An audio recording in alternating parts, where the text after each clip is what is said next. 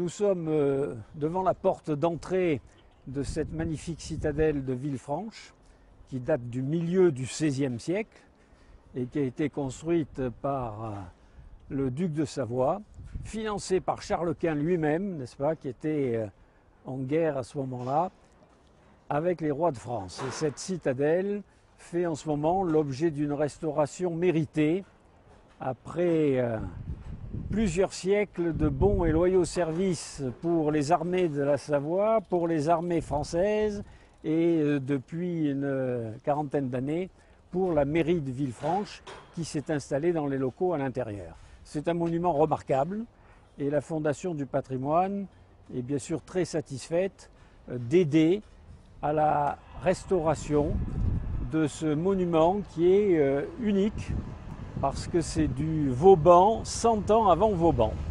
Sa restauration va permettre de mettre en valeur tout l'espace qui est aujourd'hui interdit à la visite parce qu'il présente un danger. Et dans cet espace, il y a de nombreuses casemates qui vont permettre l'extension des musées déjà existants, qui vont pouvoir davantage présenter leur collection. Et il va y avoir aussi des plateformes de tir ou autres qui vont pouvoir être transformées en lieu pour des spectacles visuels, audiovisuels, chorégraphiques, reconstitutions historiques. Alors la fondation a été créée en 1996, ça fait bientôt 25 ans, et sa mission c'est d'aider à la prise de conscience de la valeur patrimoniale de nombreux édifices et de nombreux sites. Et au-delà de cette prise de conscience, aider les communes, aider les associations, aider les particuliers qui entreprennent des restaurations à mieux les financer. Alors dans un programme classique, si c'est un monument historique, on trouve un financement par l'État au titre des monuments historiques. Si ce n'est pas un monument classé, un édifice classé, très souvent ce sont les départements qui se substituent à l'État. Il y a aussi les régions qui interviennent. Et le problème est que les communes ont souvent du mal à assurer la part communale du financement de leurs projets de restauration. C'est là où la Fondation intervient en lançant des appels au mécénat, en lançant des appels aux dons, qui marchent bien dans l'ensemble.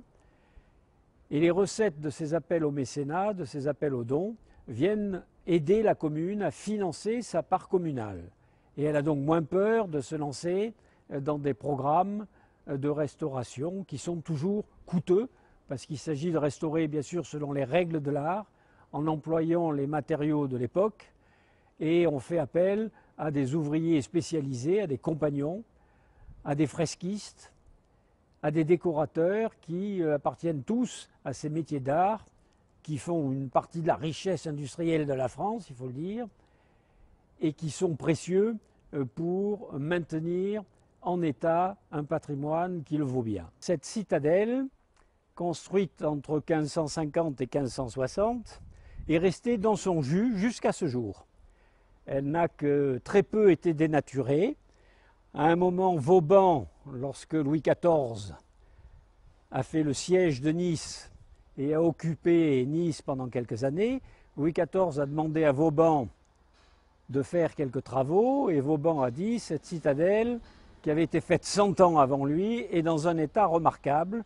Il y a juste quelques modifications à faire pour s'adapter aux techniques militaires du moment. » Ce que je vous montre, c'est le avant et le après. Alors avant, voilà dans quel état aujourd'hui est la citadelle. Elle est grise, bien sûr, parce qu'elle a perdu son enduit qui la protège des embruns de la pluie. Cet enduit, à la chaux, était coloré en ocre.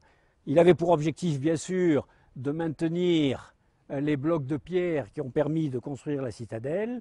Et il avait aussi un objectif, c'était d'être vu le plus loin possible pour que l'agresseur éventuel, quand il arrive avec ses bateaux dans la rade, soit impressionné par la puissance de la fortification. Donc là, on voit le travail qui a été fait par l'entreprise qui restaure le lieu, sous la direction de l'architecte en chef des monuments historiques. Tout ce que vous voyez qui est plutôt de couleur ocre, c'est ce qui est d'origine.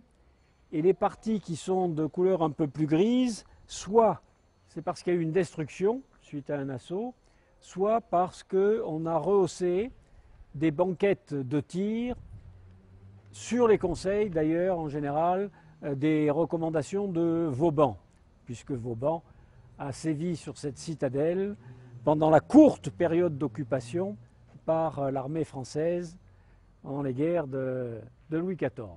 Alors on voit aussi que la nature s'est emparée des lieux, bien sûr, puisque tout ça c'était non visitable, et ça l'est d'ailleurs toujours en attendant la réouverture de l'ensemble.